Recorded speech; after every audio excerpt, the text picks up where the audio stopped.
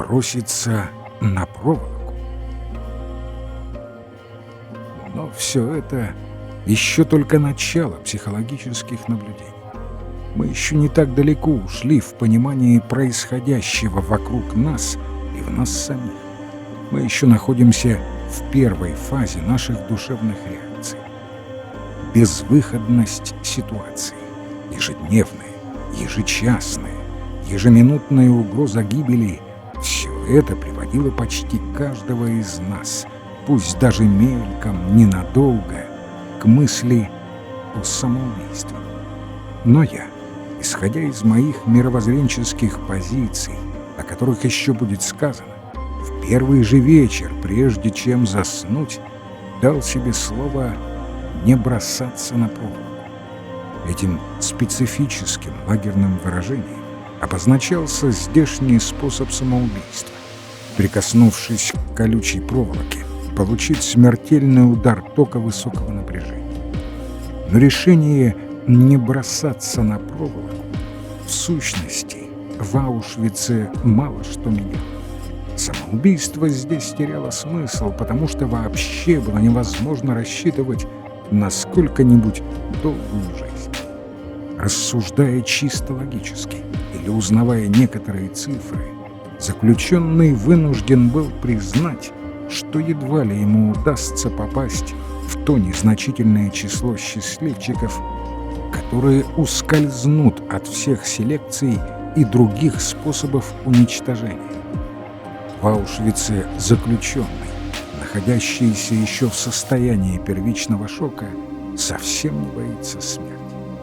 Даже газовая камера уже через несколько дней не вызывает у него страха. В его глазах это просто нечто, что избавляет от заботы о самоубийстве. Я лично не принадлежал к тем, кто пережил первичный шок. Шок поступления наиболее болезненный. Это не раз подтверждали и мои непредубежденные товарищи. И все-таки при следующем эпизоде я мог только усмехнуться. Несмотря на запрет покидать бараки без особого распоряжения, один мой знакомый коллега, прибывший сюда недели раньше, прошмыгнул к нам на следующее утро после прибытия. Он хотел нас успокоить, просветить, утешить. Похудевший почти до неузнаваемости, он торопливо, с более или менее убедительно наигранной живостью бросал нам фразы не бойтесь селекции. М, главный врач лагеря, эсэсовец, считается с врачами. Это было неправдой. Не буду вдаваться в подробности, но теперь я это знаю. Врач одного блока, сам заключенный, человек лет 60, рассказал мне, как он умолял этого М вызволить его сына, которому предстояла газовая камера. И тот холодно, жестко отказал.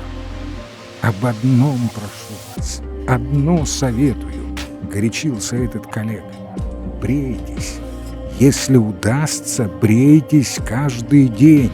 Чем? Ну, хоть осколком стекла. Отдавайте последний кусок хлеба, чтобы кто-нибудь вас побрил. Выбритый мужчина выглядит моложе, и щеки ведь розовеют, когда их поскребешь. Только не болеть, не выглядеть больным. Хотите жить, производите впечатление работоспособного. Достаточно самого маленького упущения, и все пропало. Ну, допустим, у вас там с ботинком что-то, и вы чуть-чуть прихрамываете. Стоит офицеру СС это заметить, и газовая камера вам обеспечена. Знаете, кого у нас называют мусульманин? Скорбная фигура, опустившийся, тощий, больной вид. Сразу видно, что к тяжелой работе не способен. Его-то раньше или позже, скорее раньше, и отправят туда, в газ. Поэтому еще раз брейтесь, стойте и ходите прямо. И тогда можно не бояться газа. Да, вы-то здесь всего 24 часа. А я уже знаю, и я уверяю вас, Вы можете не бояться газовой камеры. Разве вот один?» И он указал на меня. «Ты ведь не обиделся? Я говорю открыто. Самое большее этот, он снова кивнул на меня, попадет под следующую селекцию. Так что успокойтесь».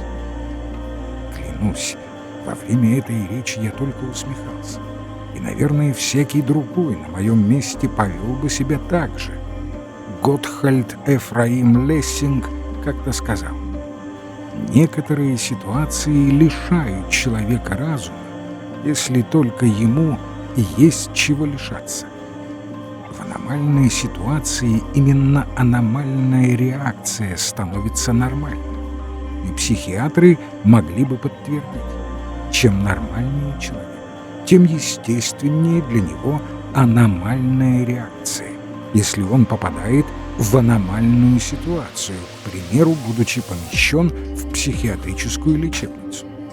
Так и реакция заключенных в лагере, взятая сама по себе, являет картину ненормального, неестественного душевного состояния, но рассмотренная в связи с ситуацией, она предстает как нормальная, естественная и типичная.